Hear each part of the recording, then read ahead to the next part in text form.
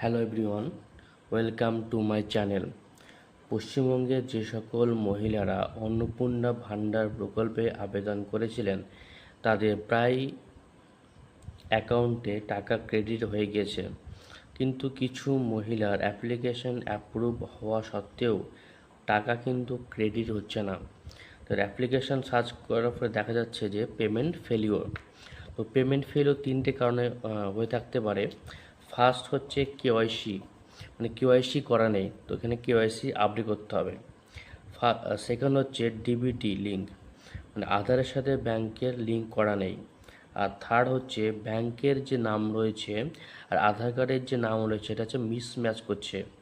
তো এই যে টাকা যে ক্রেডিট হচ্ছে মেনলি হচ্ছে আধারের থ্রু হচ্ছে ব্যাংকের অ্যাকাউন্টে টাকাটা যাচ্ছে।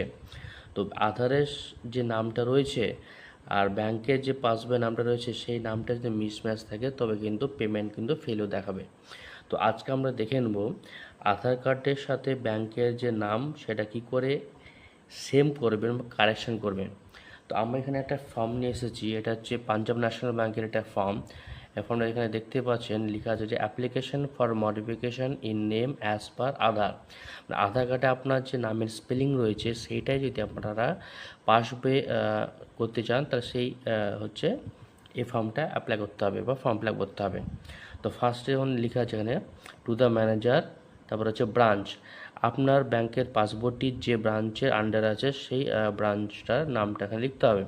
তারপরে এখানে লেখা আছে যে আপনার মাই অ্যাকাউন্ট নাম্বার, তো আপনার পাসবইয়ের যে অ্যাকাউন্ট নাম্বার রয়েছে সেই অ্যাকাউন্ট নাম্বারটা লিখবেন।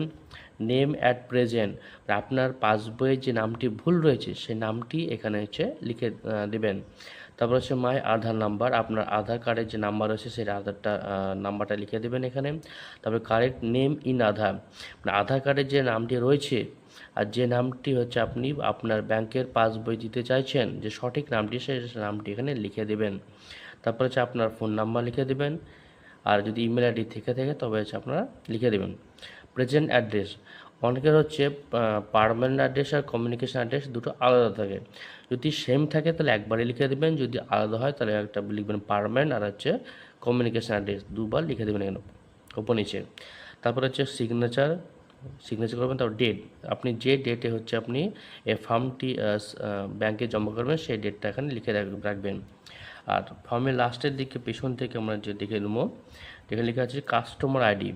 এই কাস্টমার আইডিটা আপনার হচ্ছে ব্যাংকের পাসবই পেয়ে যাবেন ফার্স্ট পেজে, সেখানে অনেকের কাস্টমার আইডি বলে লেখা থাকে বা CIF বলে লেখা থাকে, সেই নাম্বারটা এখানে লিখে দেবেন। তো এই যে ফর্মটা ফিল আপ করলেন, তো এই ফর্মের সাথে আর কী কী ডকুমেন্ট আপনাকে সাবমিট করতে হবে। প্রথমত হচ্ছে আধার কার্ডের জেরক্স আপনাকে সাবমিট করতে হবে, আর হচ্ছে ব্যাংকের পাসবই, আর হচ্ছে আপনার ব্যাংকের পাসবইয়ে যে নামটি রয়েছে সেই নামটি যদি কোনো ডকুমেন্টে যদি না থেকে থাকে তবে আপনার কাছে এফিডেভিট করতে হবে। কীভাবে এফিডেভিট করবেন, যে ব্যাংকের পাসবই যে নামটি রয়েছেন সেই নামটি আর হচ্ছে আধারের যে নামটি রয়েছে সেই নামটি হচ্ছে সেম পার্সন বলে আপনাকে এফিডেভিট করতে হবে।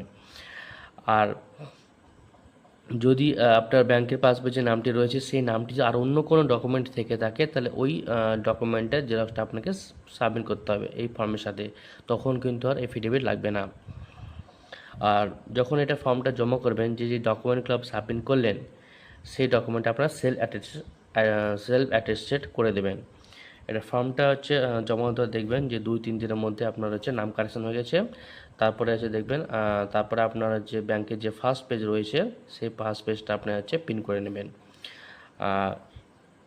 ভিডিওটা যদি ভালো থেকে থাকে বা উপকৃত হয়ে থাকেন তবে সাবস্ক্রাইব করবেন, লাইক করবেন। আর আপনার যে আত্মীয় স্বজন রয়েছে যারা সেম প্রবলেমে হচ্ছে ফেস করছে তাদেরকেও এই ভিডিওটা পাঠিয়ে দেবেন, যাতে করে তারা হচ্ছে ভিডিওটি দেখে তারা উপকৃত হতে পারে। ধন্যবাদ।